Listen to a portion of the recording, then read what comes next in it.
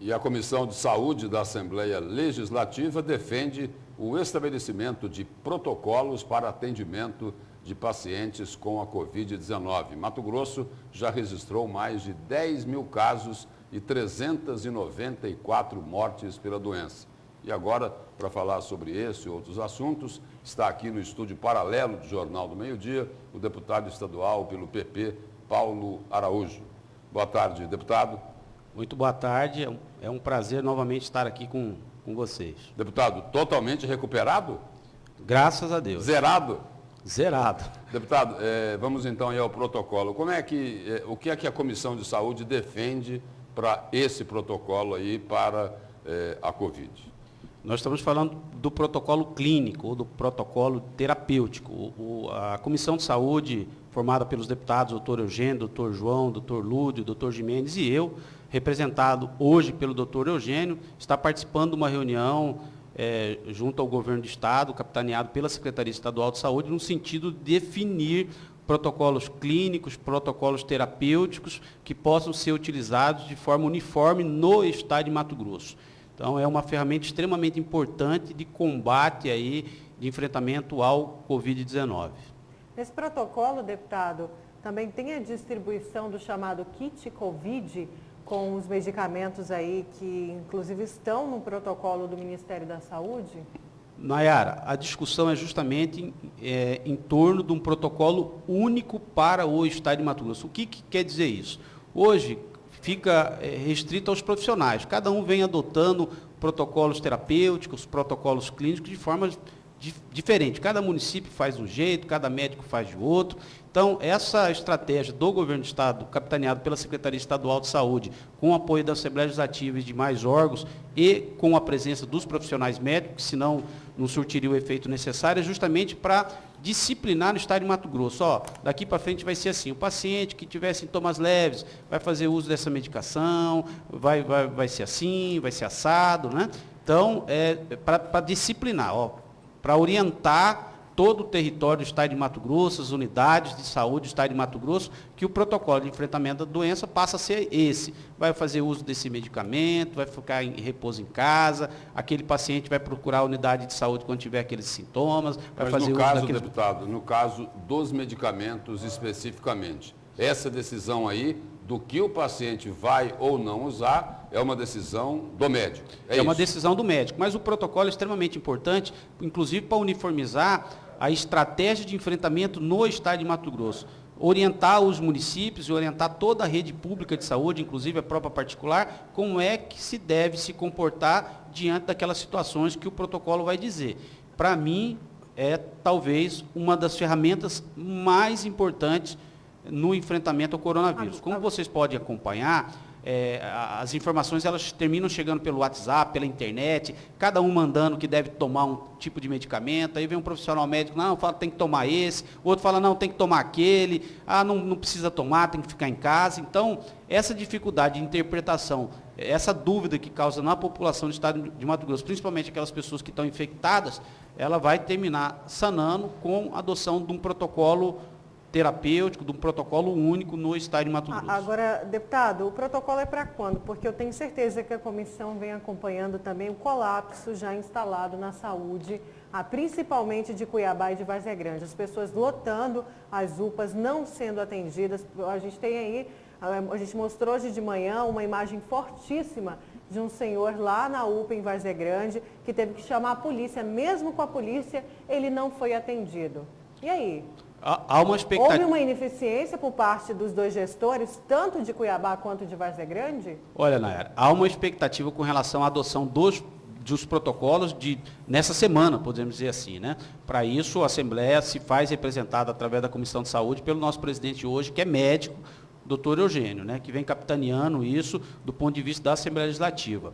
Agora, é lógico, a gente vive um momento de extrema dificuldade, né? Quando é que o Brasil viveu essa situação de pandemia, né? Então, é lógico que o poder público, os municípios, o próprio Brasil não adotou protocolo único, podemos dizer assim, no território nacional como um todo, teve muita dificuldade com relação ao alinhamento do governo federal, tanto é que hoje nós não temos um ministro O ministro da Saúde é um ministro interino, nós tivemos, vocês puderam acompanhar uma divergência muito grande do nível estratégico do governo federal, com o ex-ministro Mandetta, e logicamente que toda essa dificuldade de alinhamento da política nacional orientada pela Organização Mundial de Saúde, ela teve reflexo negativo nos municípios, no estado de Mato Grosso. Então, o estado de Mato Grosso, em que pese ter adotado uma estratégia diferente das orientações do governo federal, eu falo do nível estratégico, vem tentando, juntamente em parceria com os municípios, de ampliar consideravelmente os números de leitos,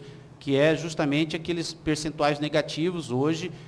Tem os boletins que são publicados pela Secretaria Estadual de Saúde, que dá aí uma taxa de ocupação em torno de 85%, 90%, 100% dos leitos de UTI. Então, deputado, até o final dessa semana, teremos aí 100% da taxa de ocupação nas UTIs? Na opinião do senhor? Não, o bem da verdade, você pegar os relatórios de taxa, de percentual de ocupação, a maior parte das unidades hospitalares estão com 100% de taxa de ocupação. O que eventualmente, das vagas disponíveis, é justamente os óbitos que vem acontecendo, né? Por exemplo, ontem, se eu não me engano, foram 20 e poucos óbitos, né?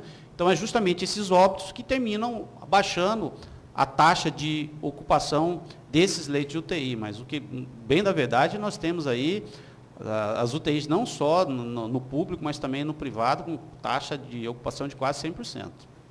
Agora, deputado, vamos falar aí de um outro assunto. O senhor entrou no embate com um colega seu parlamentar, o deputado Wilson Santos, que também vem sendo muito criticado pelos professores por conta do posicionamento dele.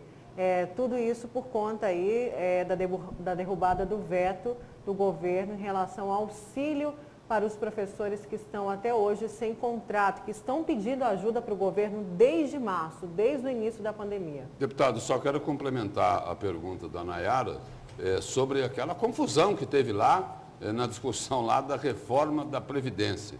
O deputado Wilson Santos disse ou não disse que os servidores são responsáveis pelo rombo na Previdência de Mato Grosso? Olha, o senhor até saiu da reunião, não saiu? Não entendi. O senhor até saiu dessa reunião. Então, essa reunião ela teve a presença de vários outros deputados, deputado João Batista, deputado Botelho, deputado Wilson Santos, tinham membros dos servidores públicos, representantes de sindicatos, né, representantes do governo, e de fato, sim, teve uma discussão que eu entendo como ser normal, em posições antagônicas, eu, logicamente, defendendo aí a bandeira dos serviços públicos, dos servidores públicos, o deputado Wilson Santos na linha de defesa contrária à linha que a gente tentou colocar naquele momento. Então, as discussões elas são normais, é lógico que foi uma discussão extremamente acalorada, né? Cada um defendendo... Mas ele responsabilizou os servidores pelo rombo da Previdência? Olha, lá estava presente vários outros profissionais, né? Na verdade, naquele momento, eu não fiquei toda a reunião, eu mantive o posicionamento em defesa, inclusive trazendo números suficientes para que pudesse convencer não só o deputado Wilson Santos, mas também os membros do governo que estavam naquele momento, inclusive o nosso presidente Botelho, que vem sendo juiz, aí, podemos dizer, das demandas, aí, tanto do governo do Estado, quanto dos presidentes de sindicatos e também dos deputados da Assembleia Legislativa. Eu vejo aquela discussão acalorada como legítima, né?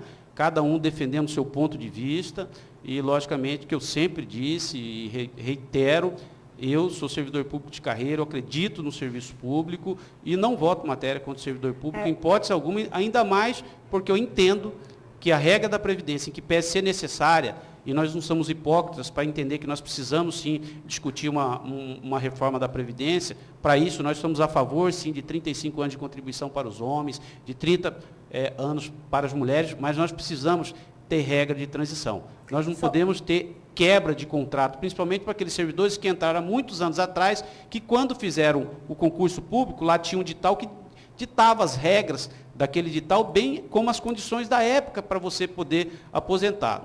Para mim, não parece ser justo nem razoável que haja uma quebra justamente na questão da transição. Tem muitos servidores que estão a 90%, 95% em vias de se aposentar, né? E eu entendo que o posicionamento da Assembleia Legislativa, formado por os deputados que defendem a bandeira do serviço público, é legítima, é legítima. Por isso, logicamente, que ocorreu aquela discussão acalorada com o deputado Wilson Santos, né? Inclusive, eu respeito o posicionamento do colega deputado Wilson Santos. Nós precisamos respeitar os posicionamentos contrários. Lá tem deputado que representa os barões, tem deputado que representa o comércio, tem deputado que representa as indústrias, tem deputado de forma legítima que representa também os servidores públicos. Deputado, eu faço parte da bancada dos deputados que defende o servidor público. Só para a gente encerrar sobre essa questão dos interinos, o senhor até citou agora o deputado Eduardo Botelho, que inclusive alfinetou aí o governo do estado, dizendo que o governo devia sim governar para quem mais precisa, né? Já que esses servidores, esses professores estão pedindo desde o início de março algum tipo de auxílio. Esse auxílio deve chegar até a próxima semana na conta desses professores sem contrato? Olha, o deputado Eduardo Botelho, como vocês podem acompanhar, dificilmente ele omite opinião, ele sempre conduz com base no regimento. Ele mesmo diz que ele é escravo do regimento. E causou uma certa surpresa, eu acredito até um pouco incomodado pelas situações que chegam dos professores. Nayara, a deputada Janaína, por exemplo, postou um áudio de uma professora chorando, e a filhinha dela, vendo ela chorar, falou: mamãe, não chora, com a dificuldade que ela estava tendo de colocar comida em casa. E isso termina sensibilizando os deputados. A gente que está ali no dia a dia, a gente que está ali no contato, isso sensibiliza mesmo. Eu acredito que foi isso que fez com que o deputado Botelho pudesse dar aquele grito de liberdade ali em defesa dos profissionais. Ninguém ali quer confrontar, medir força com o governo do estado de forma alguma.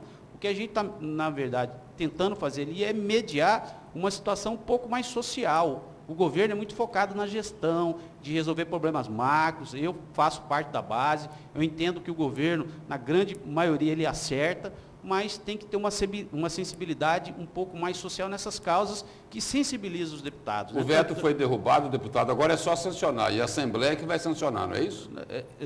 Pode ser a Assembleia. Eu vi, inclusive, uma matéria agora do secretário adjunto de Educação, dizendo que vai cumprir aí a legislação, e a gente espera que, de fato, esse recurso ele possa chegar para esses professores, né? Que a educação é tudo na vida de um ser humano. A educação é saúde, segurança pública, mas a gente tem que valorizar esses guerreiros, esses profissionais da educação. Nós precisamos ter pensar mais as dificuldades dos outros. Nós estamos num momento de extrema dificuldade e não seria diferente a Assembleia se pautar da forma como se pautou. Eu, inclusive, quero aqui dar os parabéns ao presidente Eduardo Botelho e todos aqueles deputados, logicamente respeitando aqueles posicionamentos daqueles deputados que votaram contra, que o voto termina sendo secreto. Inclusive tem um projeto meu tramitando para que o voto seja aberto para a gente saber, a população acompanhar quem que vota a favor, quem que vota contra, até para servir aí de prestação de conta aos eleitores dos respectivos deputados. Deputado, obrigado pela presença e pelas informações do senhor aqui no Jornal do Meio-Dia. Eu que agradeço. Obrigada.